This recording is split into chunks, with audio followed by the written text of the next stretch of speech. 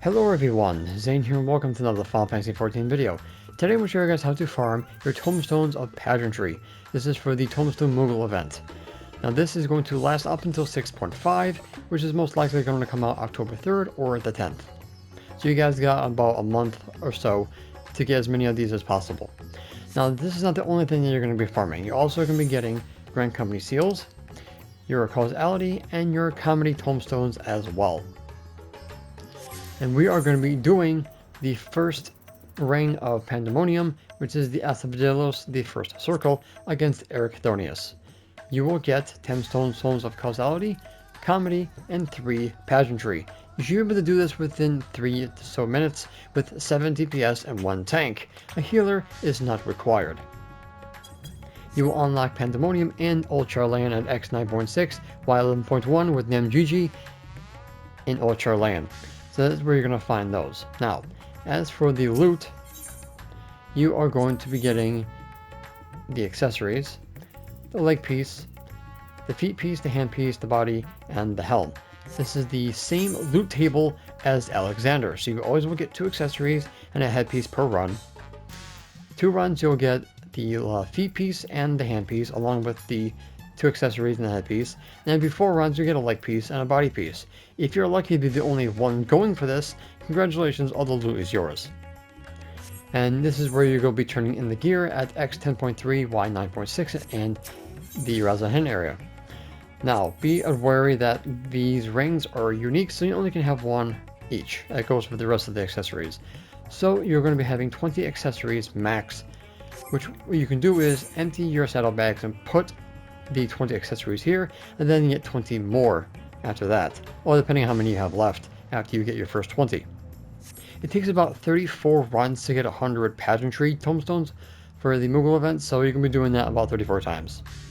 Now, if no one's doing this in the party finder, which some people are, you'll notice that some people will put the item level to 630. That is pretty good. You also want to do between 630 and 645. Most people will have that, and usually fills up pretty quickly. So you want 7 DPS and 1 tank. If a warrior or a paladin join, they should take care of the healing with Divine Veil and shake it off. If a dancer joins the party, then you have a shield and a cure waltz for AoE healing, but most DPS will have their own self-healing with Bloodbath and Second Wind. Alright, so I'm going to take you guys through the fight. If you guys want to skip it and go straight to the end, a timestamp will be available for you. But for new people going into this fight, it's barely simple, and I'll explain it at the end. And then after that, we will go and pass in some of the gear to show you guys how many Grand Company seals you'll be getting per run. Alright, so I'll see you guys at the end. So the first few seconds of the fight, Eric Thornius will do nothing but auto attacks to your tank. The first mechanic that you're going to be seeing is going to be his flail attack. Basically, he'll pick a side and then he'll swing one of his chains. Whatever side that he's swinging on, go to the opposite side because you're going to cleave half of the room. So you're going to be doing that at least twice. One to the right or left, or one to the left to right. After a few more auto attacks, he does Warden's Wrath, an AoE that you cannot dodge. Just do whatever mitigation you like. Third Eye if you're a samurai to take the hit for Kenki, and move on. Next, he's going to pick someone randomly to do the knockback. This is a single target, so make sure you're only one getting hit, and try to do anti-knockback or get in front of him to make sure you don't get knocked into the wall, and then stack with your party. After that, he's going to do another flail, so make sure you dodge to the other side of the arena, and he's only going to do this once.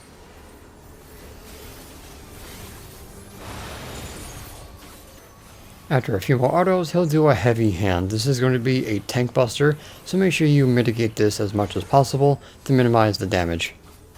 After the tank buster and some more autos, he's going to do his hot and cold mechanic. Basically, you're going to get either hot or cold, and then you need to step in the quadrant with the opposite element. So if you're hot, go into the square that has a cold and wait for it to burst. Once that happens, you'll be switching to the opposite, so make sure you either stay in your quadrant that you're in or swap to the opposite, and you're going to do this 3 times.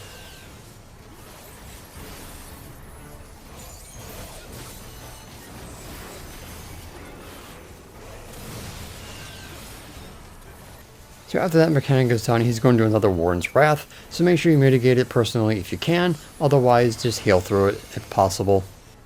Next, he'll do another Tank Buster, so again, mitigate it as humanly possible, and heal yourself if you can. So after that, and a bunch of autos, he's going to do Shining Cells. Basically, he's going to put a checkered pattern on the ground, and he's basically going to do the opposite that he is doing. So if he's doing fire, stand in the light. If he does light, stand in the fire. Basically, at this point, he's going to be dead, and congratulations. Otherwise, if your DPS is a little bit low, you're going to end up going through the whole mechanic. So after that is all done, go ahead and grab the treasure chests. As you see here, everybody just basically left, and all the loot came to me. So in the city states, you'll find the moogle here. So he's going to give you the items for the tomestones of pageantry. Alright, so the Fat Cat Minion, the Warrior of Light card, both ways. The Samurai Barding, all going to cost you 100 tomestones each. Here we have all of the emotes for 50 each. We have the Twintania Grieber Trumpet for 50. Big Shell Whistle for 50. The Tyrannosaurus Horn. The Disembodied Head Resonator for 50. Answers to the Edge, Final Day. The Hairstyle is 50. Shoebill is 50. The Forgiven Hate. The Partition is 50. This is all of the Stormblood mounts for 30 each. Dancing Mad Movement 1, 2, and 3 for 30. Sky Parasol, the Toad Head and Body. Clamor for 30. We have some housing items for 20. We got some cards for 10 and 7. Some more minions for 7. Then you have some earrings from all the events for 1 each. And then you got these stupid prisms. So, and there's one minion as well. So that's all of the items that you can possibly get through the Tomestone event. Alright, so try to go for the Fat Cat Parasol and all this first. Alright, but that's up to you and what you need. Basically, I have everything except for the Dancing Mad Movement Orchestrium Scrolls, but everything for me is done, thankfully. But that's where you guys turn in your tomestones. Alright, so here I am, my grand company. I got all the loot that I possibly could hold. If you want to sell these to a vendor, the body pieces give you 1706, and the leg pieces give you 1706. Hand pieces, 1024. Accessories, 1024. Feet, 1024. And I think the head pieces also will give you 1024. So if you guys want gil, you can sell those to a vendor.